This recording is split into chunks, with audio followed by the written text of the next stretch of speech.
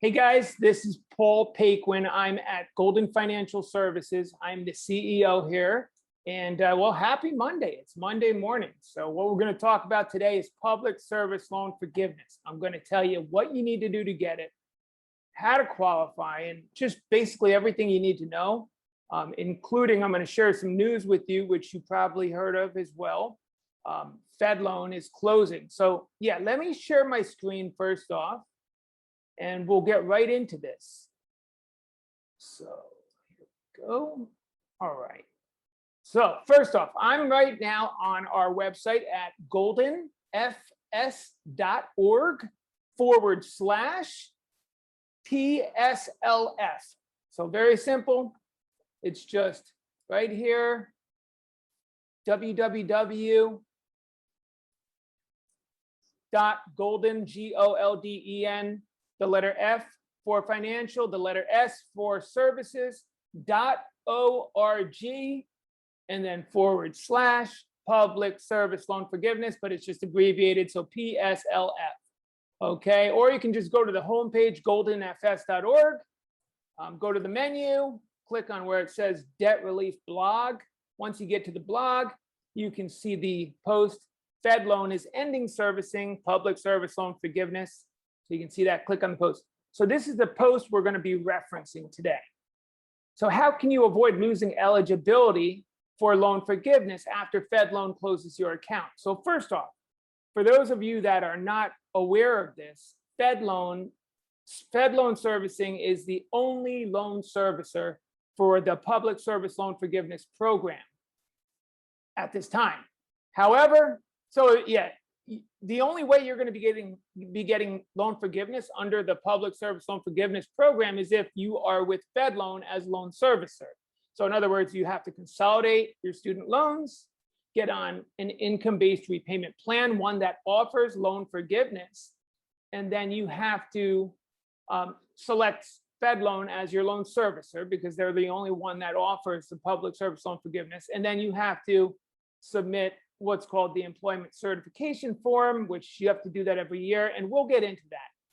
But the first question here, this big question, how can you avoid losing eligibility for loan forgiveness after Fed loan closes your account? You don't have to worry. You're not going to lose eligibility. What's going to happen is a new loan servicer is going to take over servicing PSLF, okay, which is public service loan forgiveness. I'm going to abbreviate it at times in this video. So you'll get notified who the new public service loan forgiveness loan servicer is going to be. And nobody knows this yet. So we'll let you know once we find out, but it doesn't matter. Nothing is going to change. But what we're going to do is we're going to go through kind of some bullet points just to make sure that you don't lose your public service loan forgiveness eligibility. Okay, as long as you follow these steps, though, nothing is going to be negatively affected after Fed loan closes. So here we go on my screen, how to protect your public service loan forgiveness from being affected. So this is for those of you that are already on the PSLF program, which you will know if you're already on it because your loan servicer is Fed loan. When you log into Fed loan, you will be able to see a chart that says how many monthly payments have been getting attributed towards your public service loan forgiveness. So you can see all this inside Fed loan, and if you're not eligible, if you're not qualified on the PSLF, you'll be able to see that as well. So first thing, to protect your public service loan forgiveness from being negatively affected, follow up with the new loan servicer after you get notified that Fed loan officially closed your account. So that's obvious. Number two, after you log in, you're going to get notified Fed loan closed. Here's your new loan servicer. Log into the new loan servicer's website. Make sure your PSLF is tracking exactly as it was with Fed loan. Three, when you get recertified, so every year you have to get recertified. If you forget to recertify, you're going to get kicked out of the public service loan forgiveness, and you're not going to be eligible for loan forgiveness. A lot of people get set up, they consolidate their student loans, they get approved for public service loan forgiveness, and then they just kind of forget to recertify, and all of a sudden they receive a notice that they're behind on their federal student loan payments. They're kicked out of the public service loan forgiveness program. And the next thing they know, their wages are getting garnished, because with federal student loans, your wages can get garnished without much notice. They don't have to take you to court and get a default judgment like with credit card debt. Okay, so recertify every year. When you get recertified every year, make sure to also submit the employment certification form, which everyone on the public service loan forgiveness program, they must do this annually. This is just a form you give your employer that says, sign this form, employer, showing that I work for a public service employer, like police officers and teachers. They have to sign off showing that you work at least 30 hours per week in a public service job. Very simple. Then you just upload it into FedLoan, or you'll be uploading it to the new loan servicer's website very soon. Number 4, make sure the new loan servicer illustrates, as FedLoan did, that you are on the PSLF program. So PSLF payments are being tracked through the new loan servicer's website. Verify that, as I mentioned already. Employment that qualifies for PSLF, government organizations at any level. So US, federal, state, local, or tribal. This includes the US military. All right, not-for-profit. So any organization not-for-profit that are tax exempt under Section 501c3 of the Internal Revenue Code. And then public library services, nurses, early childhood education, including licensed or regulated child care, police officers. So these are all public service jobs. How to enroll in the public service loan forgiveness program. Step 1, you will need to consolidate your federal student loans. So you can do that just by going over to studentaid.gov. Once you get to studentaid.gov, you can go in and consolidate. So basically there's some tabs at the top. There's a tab for manage loans. And under here, you'll see something that says consolidate my loans.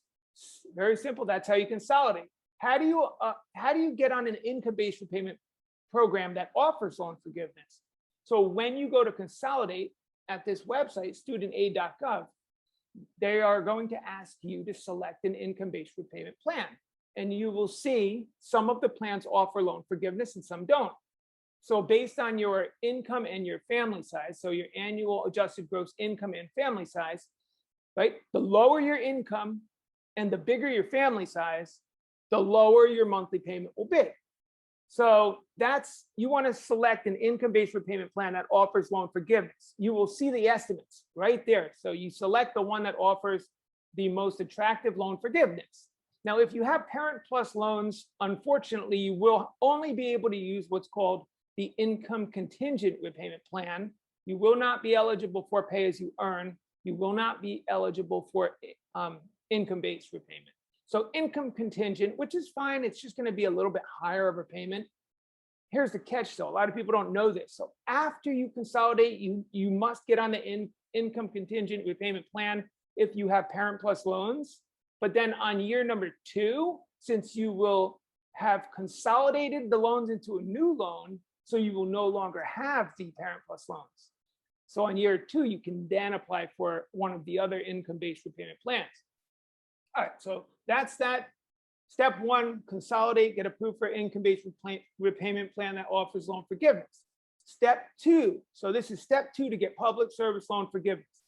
Get recertified every year until eligible for public service loan forgiveness. So every year for 10 years, you get recertified. At that same time, you submit step 3, the employment certification form.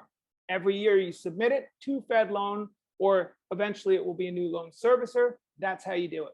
What could get you rejected for public service loan forgiveness? If you fail to recertify on time, if you forget to submit your employment certification form, or number 3, don't get approved for the right plan. Remember, I told you not all of the repayment plans offer loan forgiveness.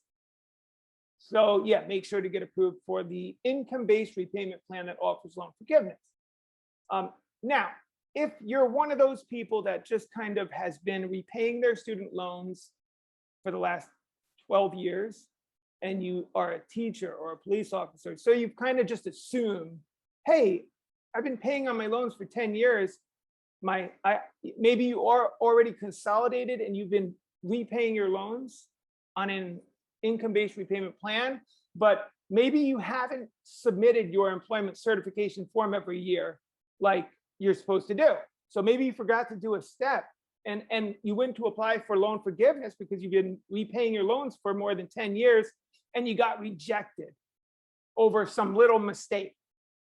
That isn't even your fault because the student aid didn't explain to you that you need to submit this form every year. So what they came up with is a temporary expanded public service loan forgiveness, also known as TEPSLF.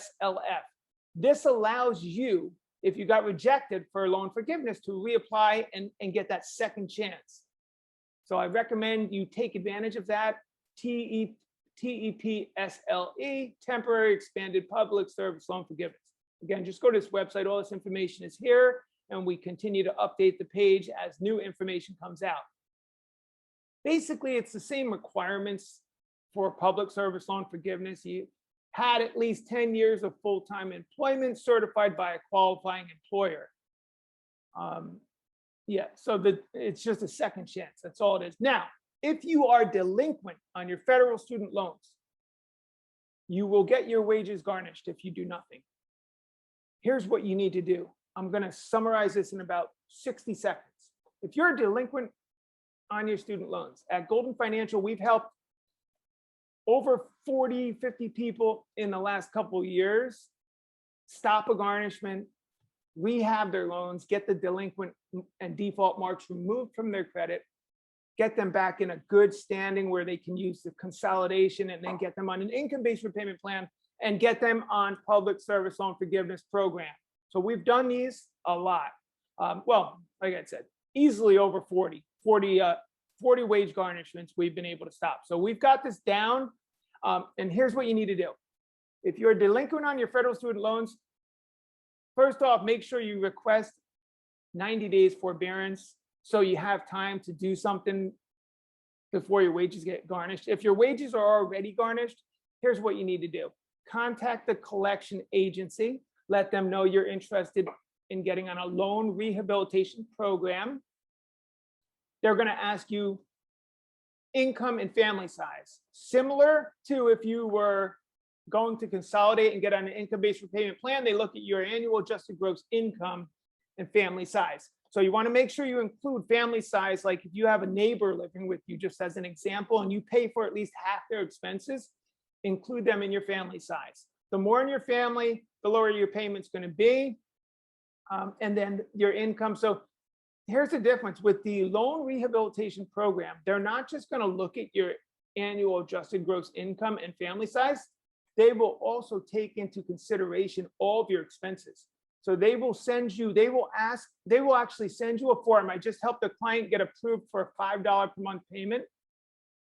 So what you're going to do, contact the collection agency, tell them you want to get on a loan rehabilitation program, tell them your monthly, your annual adjusted gross income, or you can give them 30 days worth of income if that's going to be lower than what your tax return shows for your most recently filed tax return. So you can go with whatever's lower. You can base it on your most recently filed tax return, the adjusted gross income, or if your income has just gone down recently, go with the last 30 days worth of income and then just multiply that by 12, and that's the new income, and you're going to prove income through pay stubs or a letter from your employer.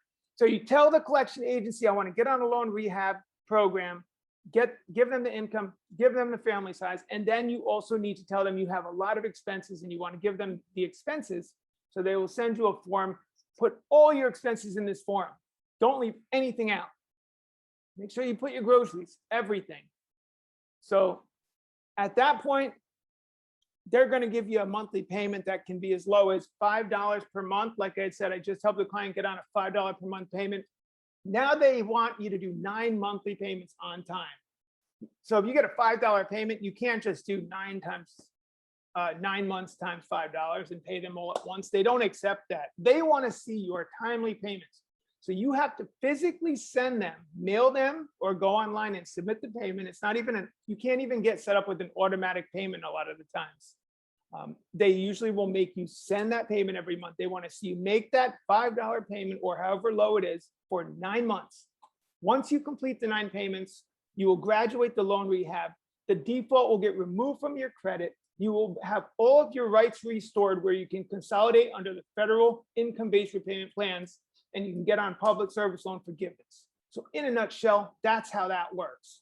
Now, if you need any help with credit card debt, if you need help with medical bills, repossessions, negative credit, like debt collection accounts on your credit, at Golden Financial Services, so if you go to goldenfs.org, we have options available in almost every state. Just choose your state on the homepage where it says see options in your state.